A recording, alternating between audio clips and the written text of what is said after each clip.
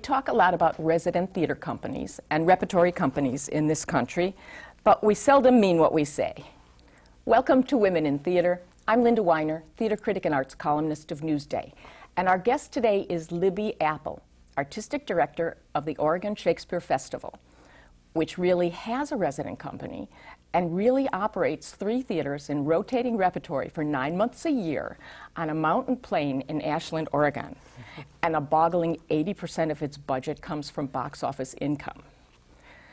How do you do it? How do we do it? First of all, you have to say Oregon.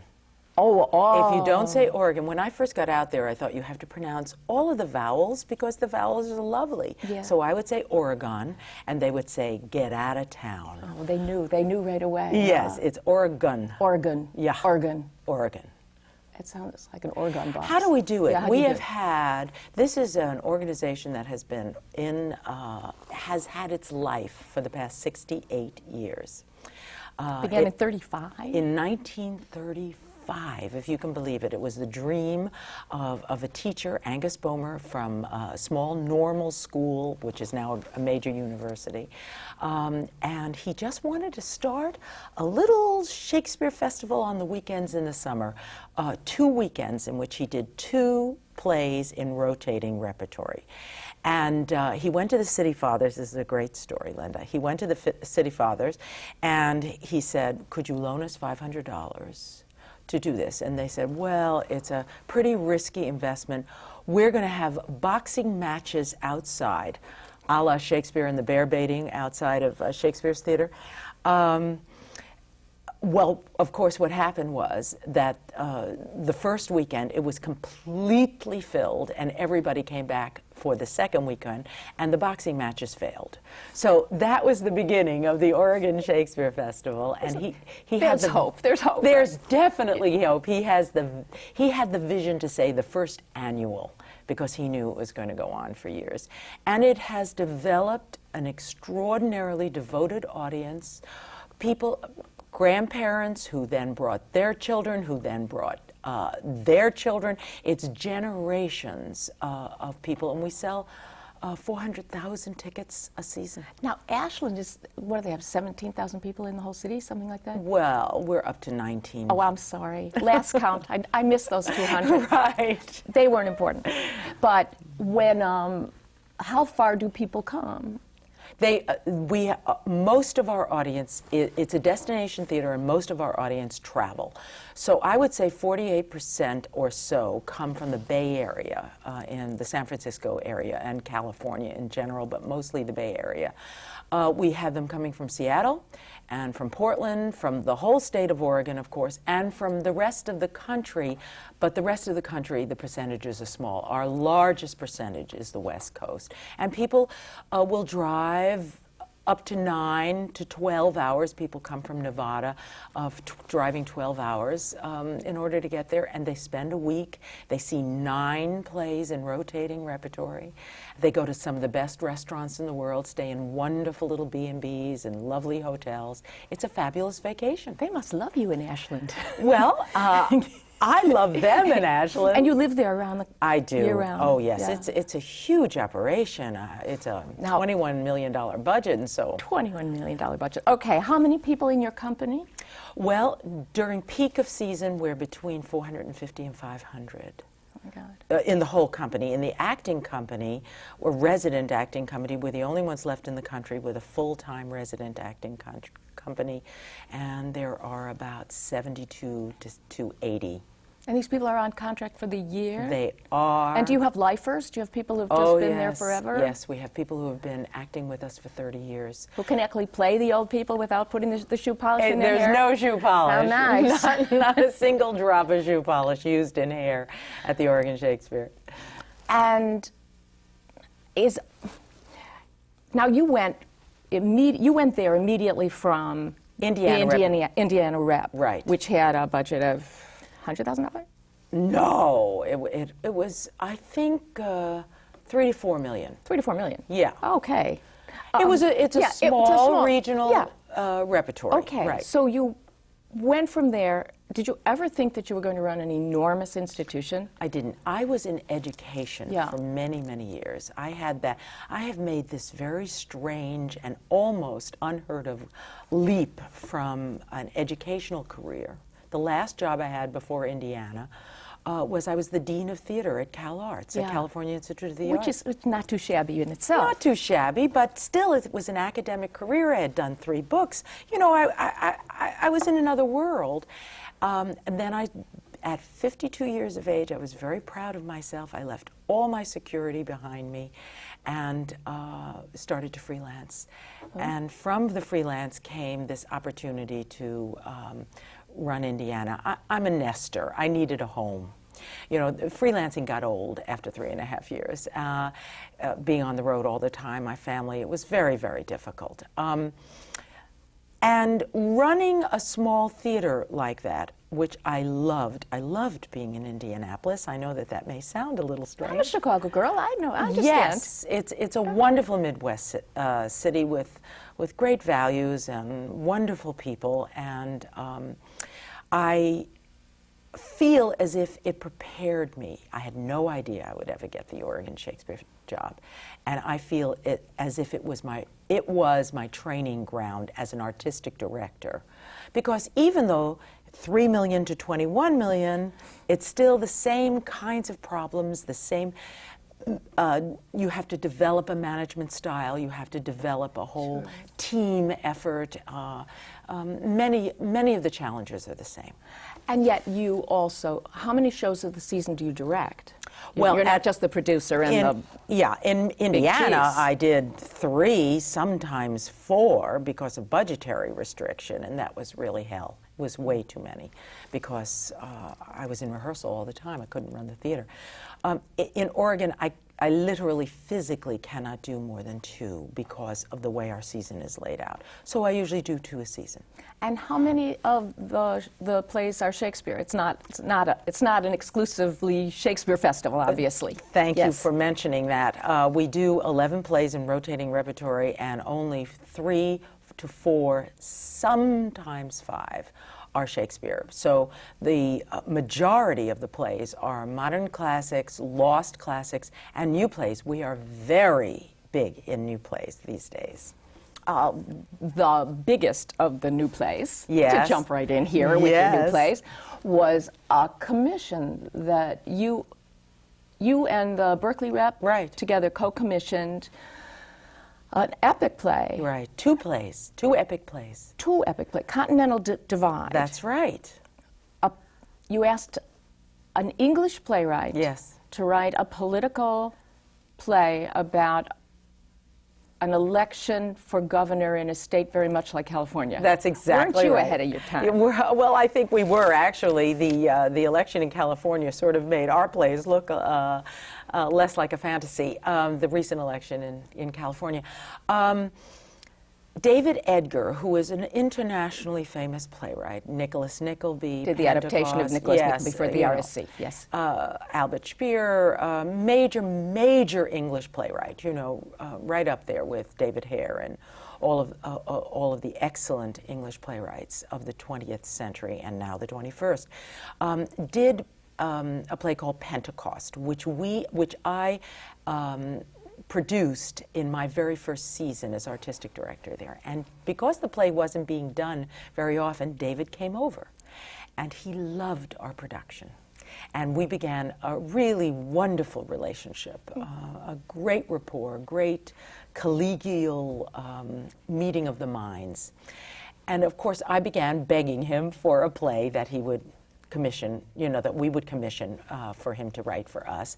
And the person who directed Pentecost was Tony Taccone, who was the artistic director of Berkeley Repertory Theater. And one of the first directors of Angels in America. That's exactly right. Okay. That's exactly right. He has a very deep and abiding relationship with Tony Kushner.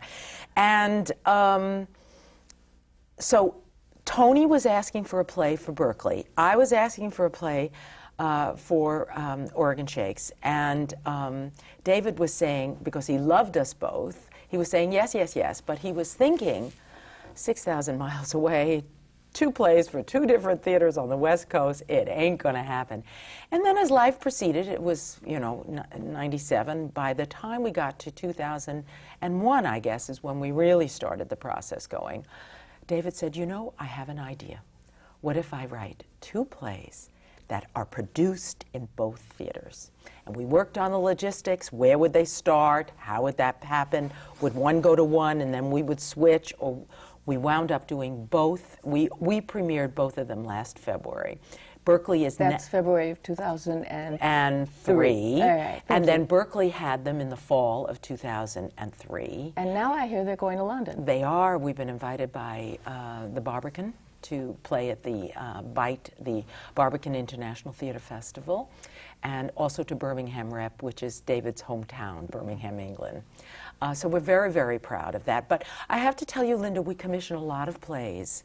Octavio Solis is one of our, in quotes, house playwrights. We just did the world premiere of Nilo Cruz's Lorca in a Green Dress right after he won the Pulitzer Prize, so we were very proud of that. Not bad timing. Yeah, not bad timing at all.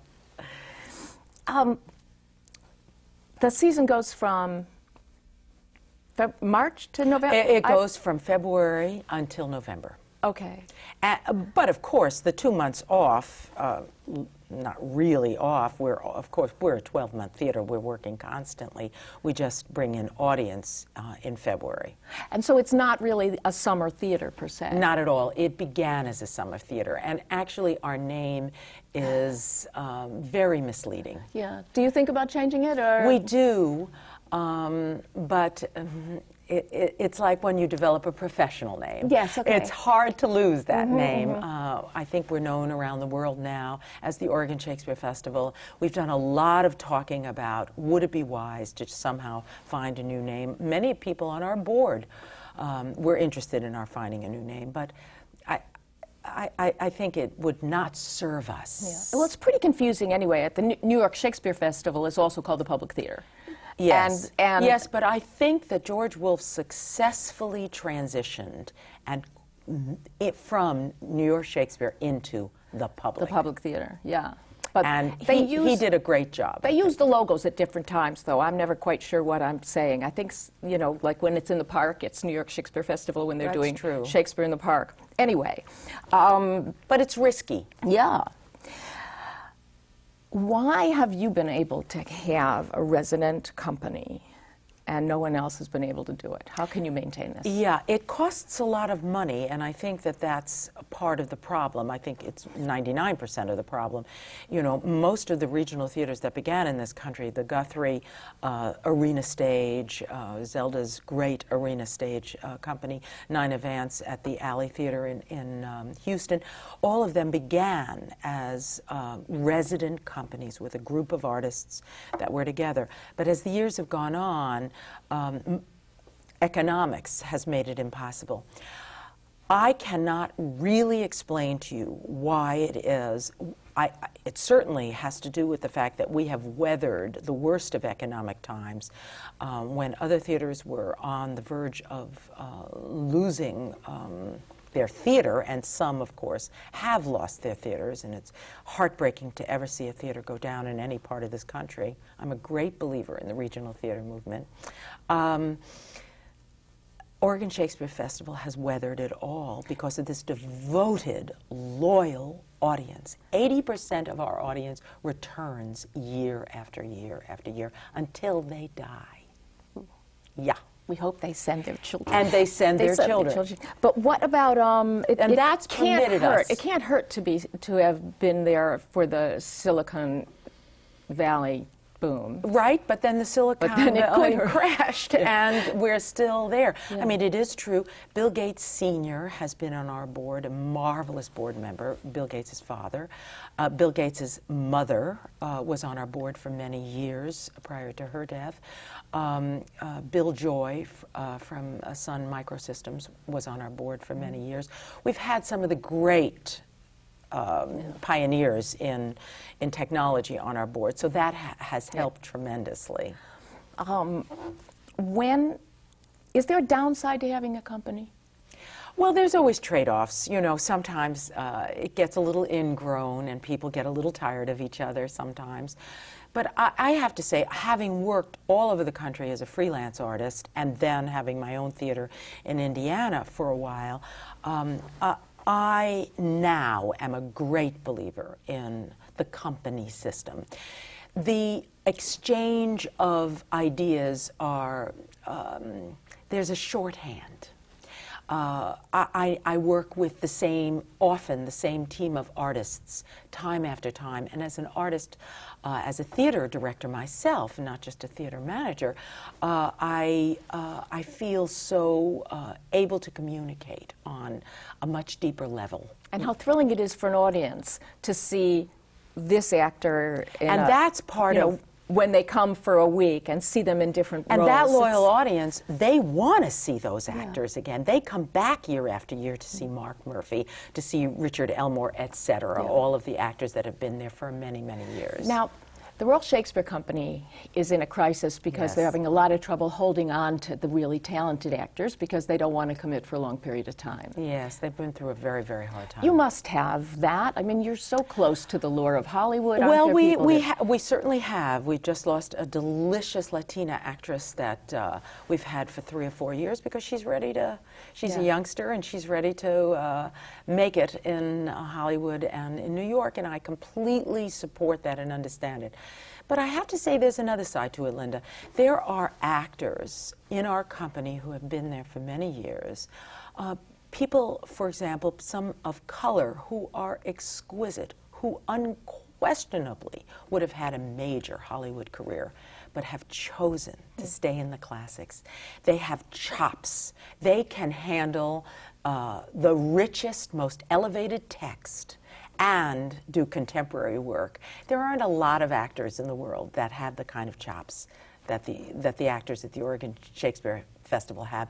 And that's a life in the theater. They don't make the kind of money that you get in Los Angeles, but they make a life of very profound ideas. There isn't really anything like that in the country. There really isn't. There really isn't. That's it. When you get to do King Lear one day and Rough Crossing the next, you've got a pretty good lifestyle.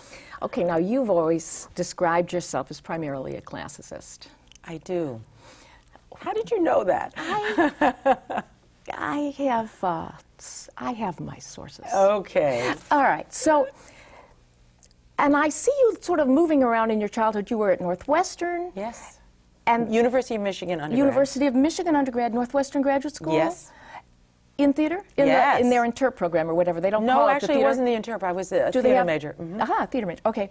And then, but when you were 13, you moved to Queens. Yes. Where were you before 13? Brooklyn. All right. Please. Okay. Flatbush. That's all right. So you moved on up. I did, and I came from my parents were not artists. My mother was a lawyer, and my dad was a CPA, and my brother is a lawyer and a CPA.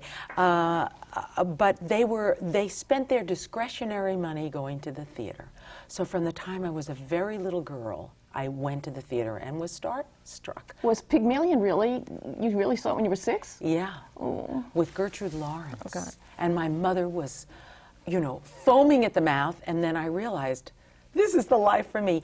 But what made me a classicist, I think, is the fact that when I was a junior in high school, I had a very far-reaching teacher who not only gave us Silas Marner and Return of the Native and all of those wonderful books, had us read Anton Chekhov's The Cherry Orchard, which devastated me at 16. Devastated me, and Eugene O'Neill's Beyond the Horizon, and more of the Shakespeare plays that were not on the normal. Was this in Queens? This was in Queens, Forest Hills High School. And that changed my life. Oh. Literature, dramatic literature. And you did what most women in the theater don't do. You had babies really quickly. I did. Those were the days that you had babies very quickly. So you did it, got that out of the way. And I couldn't bake cookies, and I wasn't Betty Crocker, and I somehow did not fit into the mold of the early 60s, before the revolution. And so reading when I had my babies, I stayed home reading. I was home with the babies. I didn't go back to graduate school until I was 30. And in fact, on my mother's deathbed when I was 28 years old, she said to me, "So new," meaning, when are you getting on with your life? And funny, my mother asked me when I was going to have my teeth bonded, but that's another story. Oh, okay. Well, my mother. When are you getting on with your life? Yes. So she said, and you said, and to I you said, that meant get back to the theater. It meant go back to graduate school. And by the time I was 30, I went back to graduate school. And when I was 32 and finished Northwestern, I was sure the world had passed me by because I was too old. I was 32 years old. My God, and it didn't. It, you know, probably made you more capable of running what is the largest nonprofit theater in the country. The country, maybe the world. I don't know. I'm not sure. I mean, I was buying the West, but then I was trying to think, well, what's bigger in the rest of the country? Well, I don't know. I suppose maybe roundabout, but I maybe that's bigger. I'm not sure. And you also wrote some plays, including one called Shakespeare's Women. Women in theater work around it. Yes. So what made you want to write a play about Shakespeare's Well, Women? actually, let's be fair. They're not plays from scratch. They are a collection of scenes from Shakespeare based upon, one is Shakespeare's Women, one's Shakespeare's Lovers, but I use lines from Shakespeare to thread a kind of story. So there are scenes and sonnets and monologues, but they form their own kind of play. When did you write these? Oh, I wrote them in the 80s. Oh. And I also wrote a book on acting technique because for years I taught acting. You have some very elevated, respected theory about masks. I do. You do? Yes. Can you talk about it a little? Yes. My husband and I, my husband was an artist and he was the mask maker, became very interested in masks. I mean, we collected African masks and South American masks. And I've always been a believer that if you cover your face, somehow you can tell the truth. Sometimes makeup does that for a woman. She makes her feel different than who she is. And I tested that theory. Of course, thousands of people have had that theory for thousands of years. There's nothing new under the sun. But I tested it in a new way when I was teaching at the Goodman Theater with a movement teacher by the name of Estelle Spector. We worked together on that. And this was in the 70s? In the 70s.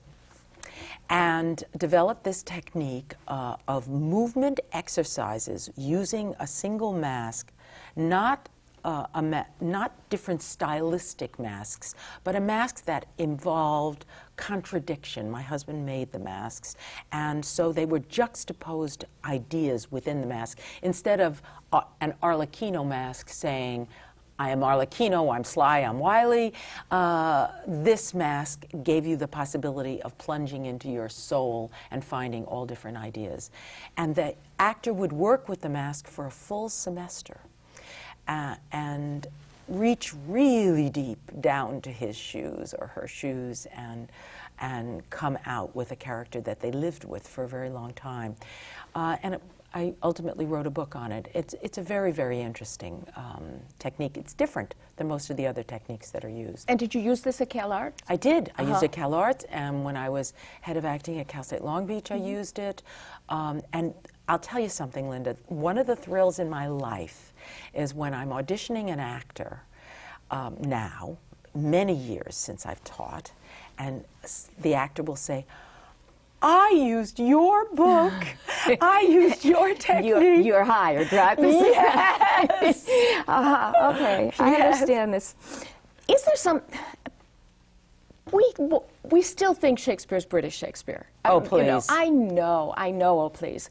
But still, in New York, what we have recently, this season, had a spectacular production that Jack O'Brien directed of Henry IV, and it, you know, straightforward, American Shakespeare. Yes. And people are falling down like they've never seen this before here in New York. Well, they've got to come out to the West. We'll see this. To see Jack's work at the Old Globe and to see our work at the Oregon Shakespeare. Exactly, because here's Jack O'Brien, who was working for years in San Diego. Hello. And then he comes to New York and everyone says, whoa, you know, we didn't know this was happening. Yes. So do you buy into this idea that we are all a national theater? Or well, I'm a very, very strong believer in the American theater. And I have no interest. I'm not an Anglophile. I do go to England to see plays and only to be abreast of what's going on, but I have no interest in producing English Shakespeare. And I got a kind of kick out of one of the reviews from John Simon said, you know, he was amazed that it I'm not quoting it properly. He said it's the best American Shakespeare I have ever seen. Yeah, well, he's got to get out a little more often. Yeah. But implied was without, and he said something about missing the English lilt in the English accent, and I mean, you know, it's utterly ridiculous. Shakespeare, of course, the accent in Elizabethan times, they think, was closer to a kind of Allegheny or a Blue Ridge Mountain accent today.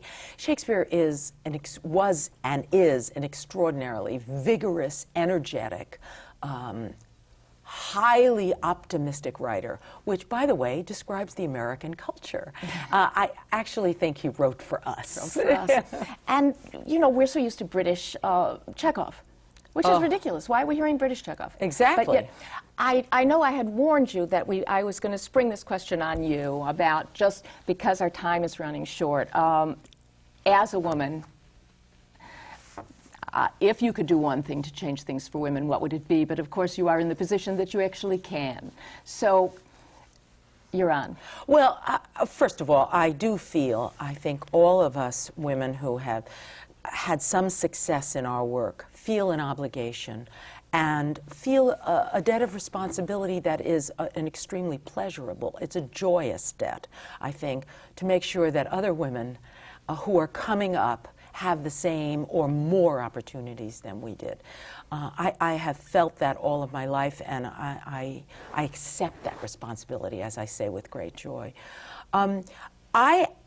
I'd like you to take a look at the West Coast, whether it's Carrie Perloff at ACT, Sharon Ott at Seattle Rep, Timothy Neer at San Jose Rep. I know I'm missing some.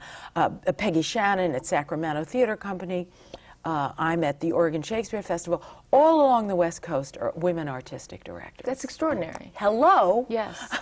We should be incredibly proud of the fact Absolutely. that we are making very Emily Mann at McCarter, all over the country. We're making, I think, extremely important statements about what our work. Molly Smith. Molly Smith. Yeah. Wonderful Molly Smith. I can't believe. Thank you so much for being here. I really appreciated it, Libby Appel. And thank you for being here. On behalf of the League of Professional Theater Women, I'm Linda Weiner, and this has been Women in Theater.